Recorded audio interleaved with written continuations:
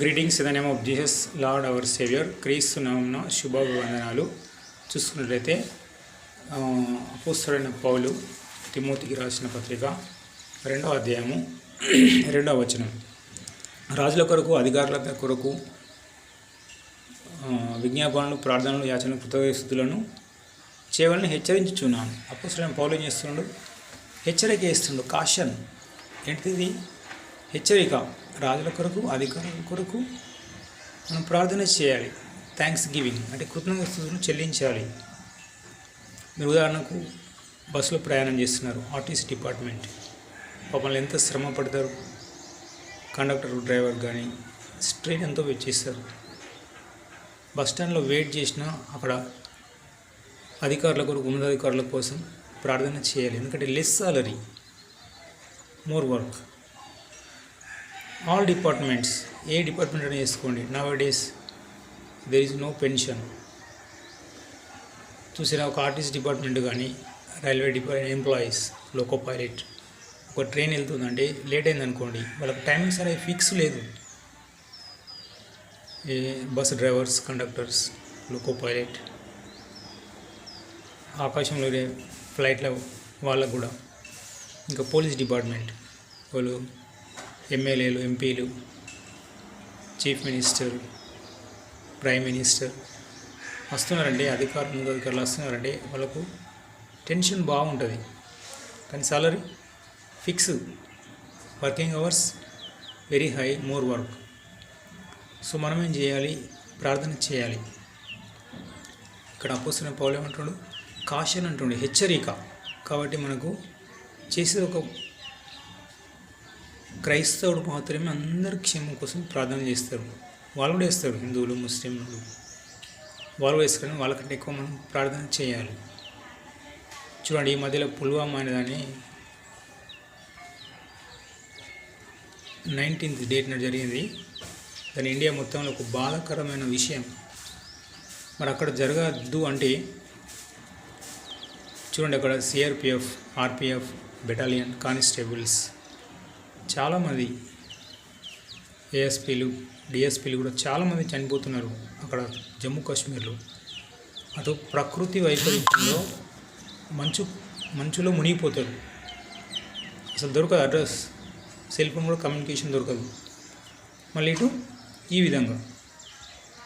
కాబట్టి ఆ పుల్వామాలో జరిగిన బాంబు విస్ఫోటనం జరగకూడదు అంటే ఏం చేయాలంటే, టీడీపీ పరిపాలన ఉన్నప్పుడు, చంద్రబాబు చీఫ్ మినిస్టర్ ఉన్నప్పుడు, చంద్రబాబు ఏం చేసిండు? తన కాన్వాయ్కి జామర్ అనే దాన్ని వాడు. జర్మనీ టెక్నాలజీ అది. ఆ రేడియో యాంటీనా ఉన్నట్టు ఉంటుంది, అప్ టు 200 meters. అసలు రిమోట్ పనిచేయదు. కాబట్టి మరి ఈ పోలీస్ డిపార్ట్మెంట్కు రక్షణ ఉండాలంటే ఈ జామర్ వాడాలి. ఎందుకంటే వర్షం పడుతున్నప్పుడు గొడుగుల రక్షణ అది వాడిననుకోండి, అసలు ఇలాంటి సంఘటనలు జరగవు.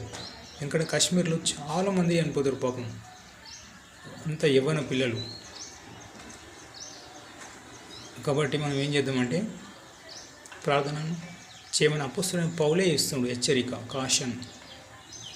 అక్కడ జరగకూడదు అంటే అక్కడ అధికారులతోటి, ఉన్నతాధికారులతోటి, మినిస్టర్లతోటి మాట్లాడండి. ప్రభువా, ఎస్పీ, ఎస్ఎస్పీ, డిఐజీ, ఐజీ, డీజీపీలతోటి మాట్లాడండి అని మనం ప్రార్థన చేద్దాం. ఎందుకంటే ఆ జర్మనీ టెక్నాలజీ జామర్లు ఒక 10-20 తీసుకొని ఆ సిఆర్పిఎఫ్ బెటాలియన్ వెళ్తున్నప్పుడు బయటకు ఆ వాహనం కొన్నాననుకోండి, అది ఎంత దూరం వెళ్ళినా కానీ అసలు వాళ్ళకు రక్షణ అనే ఉంటుంది. ఏ ఒక్కరు కూడా చనిపోరు. ఎందుకంటే ఇది చాలా బాధాకరమైన విషయం. ప్రపంచ ప్రఖ్యాతిగాంచిన ఇండియన్ మిలిటరీ అంటే అసలు ఏ దేశంలో కూడా లేదు. ఇంత పవర్ఫుల్ ట్రైనింగ్ ఉంటుంది.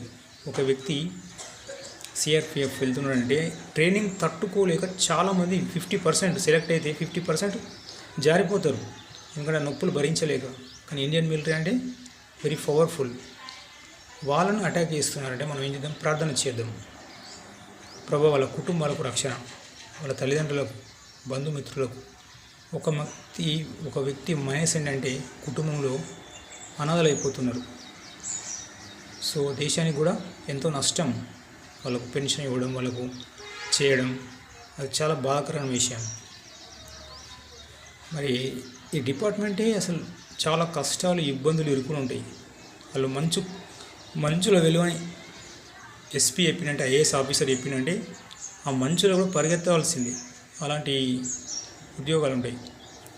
ఇంకా నేను హైదరాబాద్లో డిగ్రీ చేస్తున్నప్పుడు ఒక వ్యక్తి జమ్మూ కాశ్మీర్ నుంచి వచ్చిండు. అతడు కష్టాలు చెప్తే కళ్ళ నీళ్ళు వస్తాయి. చాలా కష్టాలు ఉంటాయట. వాళ్ళకు ప్రొటెక్షన్ కోసం జామర్ అనే టెక్నాలజీని వాడాలి.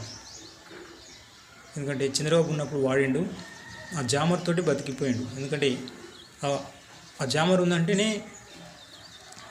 చాలా మంచి రక్షణ. కాబట్టి మన అన్ని డిపార్ట్మెంట్లను ప్రార్థించడం. నౌ డేస్ చూడండి, టెక్నాలజీ ఇంత పెరిగిపోతుంది. అక్కడ జెరూసలేం దేశం చూడండి, అక్కడ డ్రోన్ సిస్టమ్, ఐరన్ డ్రోన్ అంటే ఒక మిజైల్ ఇతర దేశాల నుంచి వేసిరనుకోండి, అది ఆకాశ మేఘాలను కరిగిచ్చేస్తుంది. అంత టెక్నాలజీ. ఇజ్రాయెల్ దేశం ఎంత తెలంగాణ కంటే కొంచెం పెద్దగా ఉంటుంది, 92 లక్షల మంది మాత్రమే. కానీ ప్రపంచ జనాభాను 650 కోట్లను గడగడ వణికిస్తుంది.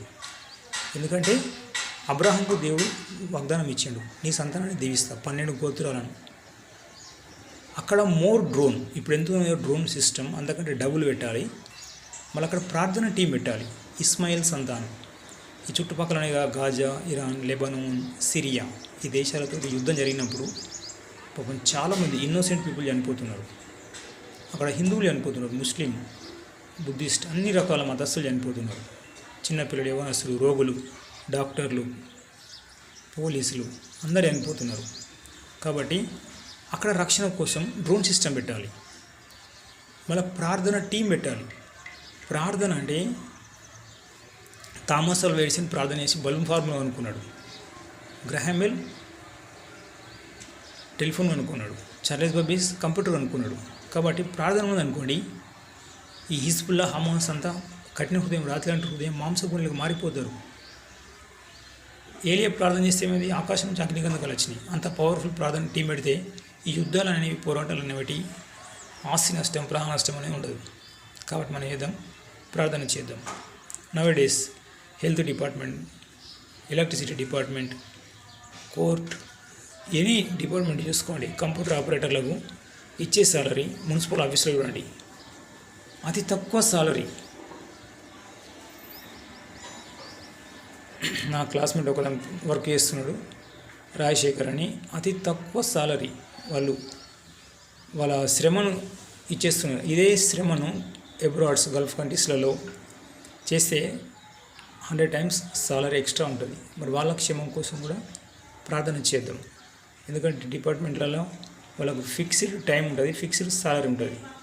మరి ఇప్పటి వల్ల పెన్షన్స్ లేవు, ఏం లేవు. కోర్టులో కూడా అంతే, జడ్జెస్ గారికి, అందులో పనిచేసే కంప్యూటర్ ఆపరేటర్లకు, కానిస్టేబుళ్లకు, అటెండర్లకు వెరీ లెస్ సాలరీ. వాళ్ళందరి క్షేమం కోసం ప్రార్థన చేద్దాం. ఎందుకంటే ఇప్పటి రోజుల్లో చూడండి, స్కూల్లో పనిచేసే అటెండర్స్ కూడా చాలా తక్కువ సాలరీ. బయట చూడండి, వ్యవసాయదారులు తక్కువ శ్రమతో ఎక్కువ ఇన్కమ్ సంపాదిస్తారు, కానీ వీళ్ళు ఎక్కువ శ్రమ పెట్టి తక్కువ ఇన్కమ్ తీసుకుంటున్నారు. అపోస్తలుడైన పౌలు ఏమంటున్నాడు, వీళ్ళందరి క్షేమం కోసం ప్రార్థన చేయాలి.